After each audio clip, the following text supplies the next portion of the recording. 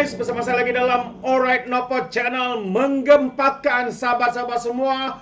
Para penfitnah nasional bakal menerima pada selepas memfitnah dan juga menjajah tuduhan terhadap Perdana Menteri kita Datuk Seri Anwar Ibrahim. Hari ini Setiausaha kepada Perdana Menteri kita juga telah pun membuat laporan polis bersama dengan Peguam Datuk Seri Anwar Ibrahim. Apakah sebenar yang berlaku ini, sahabat semua? Ini yang menarik untuk kita dengar apa yang dinyatakan oleh pihak yang terlibat yang membuat laporan ini, dan juga keterangan daripada Peguam Datuk Seri Anwar Ibrahim berkaitan dengan fitnah yang dijajah oleh ketiga-tiga pemimpin daripada Bersatu, dan juga seorang juga yang pengikut tegar kepada Bersatu, yang antaranya adalah Cikgu Bat, Wawan Saiful dan juga Regi, sahabat semua. Jadi tanpa buang masa, saya mau kita mendengar kenyataan yang dinyatakan oleh mereka yang telah pun membuat laporan polis ini, sahabat-sahabat semua. Saya sepotik kepada Yang Amat Berhormat Perdana Menteri Datuk Seri Anwar Ibrahim. Saya hadir hari ini ke Ibu Pejabat Polis Daerah Putrajaya untuk membuat satu laporan polis terhadap Badur Hisham Syahrin atau dikenali sebagai Cikgu Bat, Wan Saiful Wan Jan dan Regi Jesse Ritaudin kerana mengeluarkan dan menyebarkan beberapa kenyataan palsu dan bersifat memfitnah terhadap Yang Amat Berhormat Perdana Menteri dalam kenyataan media Cikgu Bat setelah beliau membuat laporan SPRM dan ucapan Wang Saiful semasa ceramah isu-isu semasa kawasan Jelun beberapa hari yang lepas mengenai kediaman peribadi Yang Amat Berhormat Perdana Menteri di Sungai Long dan beberapa kenderaan yang digunakan oleh Yang Amat Berhormat Perdana Menteri. Adalah jelas bahawa kesemua kenyataan-kenyataan tersebut adalah tidak berasas, berniat jahat dan bermotifkan politik. Bukti-bukti konklusif dan menyeluruh yang menyangkal sekeras-kerasnya kenyataan palsu tersebut akan dikemukakan kepada pihak polis semasa siasatan kelak. Saya mengambil peluang ini untuk mengingatkan diri sendiri dan semua pihak, terutamanya saudara Muslim seagama, bahawa selaku umat Islam dan orang yang beriman, kita hendaklah berpegang kepada adab-adab yang dianjurkan di dalam syariat. Firman Allah Subhanahu Wa Taala dalam surah Al-Hujurat ayat 6 bermaksud, "Wahai orang-orang yang beriman, jika datang kepada kamu orang fasik membawa suatu berita, maka periksalah dengan teliti agar kamu tidak menimpakan suatu musibah kepada satu kaum kerana kejahilan yang menyebabkan kamu menyesal atas perbuatan itu." Berdasarkan kepada ayat di atas, kita hendaklah berhati-hati apabila mendengar berita-berita terutamanya yang disampaikan oleh mereka yang diragui kepribadian dan akhlak mereka dengan bertabayun, iaitu memeriksa dengan teliti berita yang disampaikan, bukannya menyebarkan berita-berita yang tidak sahih, dan lebih teruk lagi mengolah dan menambah-nambah berita palsu tersebut dengan hasutan dan fitnah serta menyemai kebencian dan pemusuhan. Semoga Allah Subhanahu Wa Taala memelihara kita semua dari segala kemungkaran dan pendustaan. Terima kasih. I'm the lawyer for Datuk Seri Anwar and also here representing Encik Farhan.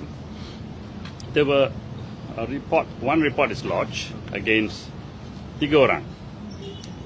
One is Cikgu Bat, the other one is Wan Saiful Wan Jan, as well as another person by the name of Regi Ritaudin.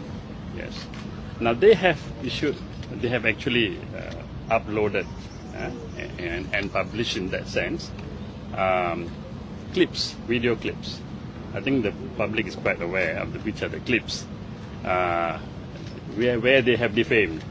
They have defamed the Prime Minister, and the Prime Minister then decided he has to make a report. Now, it is actually very unfair, and it's in fact the clips are all falsu, they are all false, and they're highly defamatory because there's no truth in the allegations about the property that he lives in. The property he lives in is on lease, by way of a lease agreement by him for 10 years. And there is evidence, which I have here, which obviously I cannot give because to the press because it is a police investigation, but I have it with me here with his name in it. If you do a land office search, you can find it. Okay? All right. Now, the lease is properly paid, and there's no argument on who owns. Now, a Prime Minister can live anywhere he likes, so long if if he feels secure and good about it, and he's got a 10-year lease, why should he leave? Mengapa pula you have to move out just because you're Prime Minister? Not necessarily. Then who pays for the lease? The lease has been signed and then done way before he became Prime Minister. It's 2020 he signed. He would have not been Prime Minister in 2022 or 23. He would have never known. So therefore it's very, very wrong just to get some bits and pieces of information and straight away jump and scream in irregularity lah, corrupt practices. Now that is not right. Now it involves now they have named the owner of the house and all that. So I advise the Prime Minister don't forget about the civil suit. Go for a criminal go for criminal defamation. Criminal defamation is ada sanction, meaning penal. You can be jailed if you have been found guilty. I think that is a better way. I've advised the PM in that manner, and that's the reason why we brought this to this police station and to make the report, because Section 500 of the Penal Code and 233 of the Multimedia Communication Act is very relevant kat sini.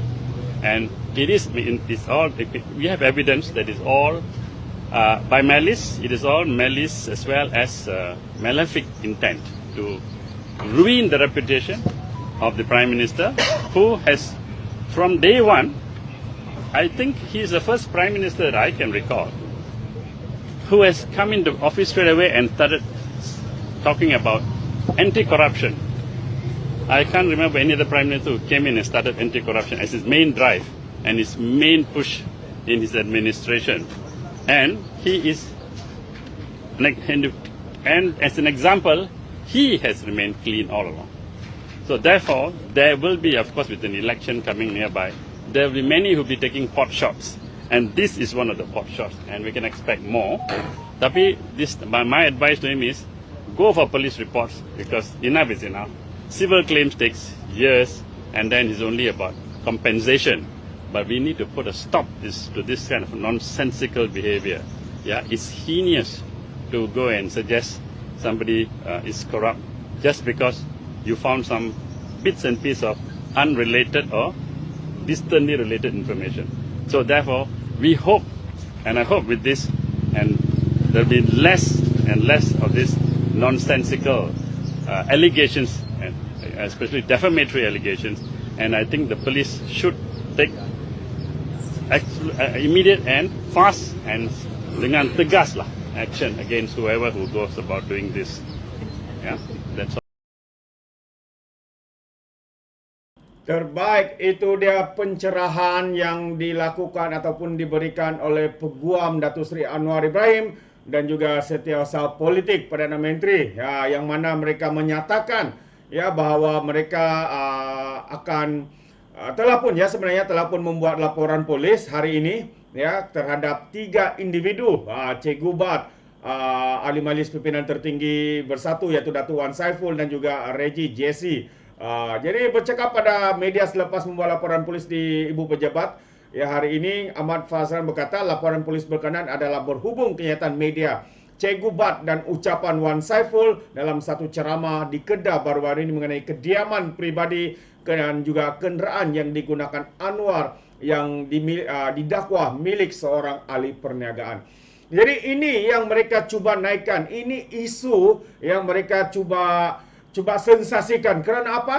Kerana mereka cuba untuk memburukkan reputasi yang kononnya Datuk Seri Anwar ditanggung, diberikan rumah, kereta dan sebagainya, sedangkan semua itu adalah jelas ya, bukan seperti yang dituduh oleh individu-individu ini. Dan kenyataan ini tidak berasas dan juga berniat jahat dan bermotifkan politik. Itu antara yang cubaan ataupun motif mereka semua adalah untuk ini sebenarnya. Ya, kata Peguam Datuk Seri Anwar juga, hartanah yang didiami adalah termaktub dalam perjanjian pajakan olehnya selama 10 tahun ditandatangani pada tahun 2020, lama sebelum beliau menjadi Perdana Menteri. Pajakan itu dibayar dengan sewajarnya, tiada pertikaian mengenai siapa yang memilikinya, katanya lagi. Jadi jelas sahabat semua, inilah standard pembangkang yang ada pada hari ini.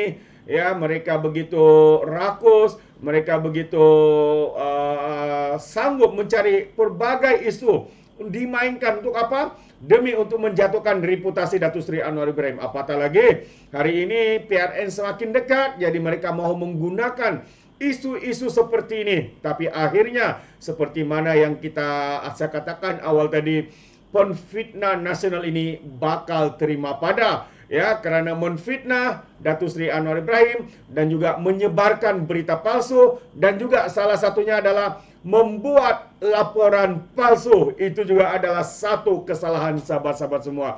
Jadi kita ucapkan tahniah kepada para penfitnah ini. Semoga anda meringkuk di penjara selepas ini. Jadi itu pandangan saya. Bagaimana pula dengan pandangan anda? Sahabat-sahabat di luar sana, anda boleh berikan sebarang komen ataupun pandangan anda berkaitan dengan perkara ini. Ya, tapi saya mau ingatkan supaya beri komen dengan cara berhemah. Jangan menjadi seperti walaun-walauntit, lebay-lebay, dan juga geng sapu bersih, termasuk juga geng takut Anwar GTA. Ya, apabila mereka ini memberikan komen penuh dengan hasutan, kebencian dan juga fitnah melampau, sepertinya mereka tidak punya otak, mungkin kerana mereka menggunakan otak di lutut, bukan otak atas kepala ini. Jadi sampai di sini saja, izinkan saya untuk mengundurkan diri, dan seperti biasa peribahasa mengatakan, tapapun kangkap, 2 tahun keinginan. Dalam bahasa Melayunya, tepuk dada, tanya selera. Sekian saya daripada Alright Napa Channel. Kita berjumpa lagi dalam info dan update yang seterusnya. Sekian. Bye-bye.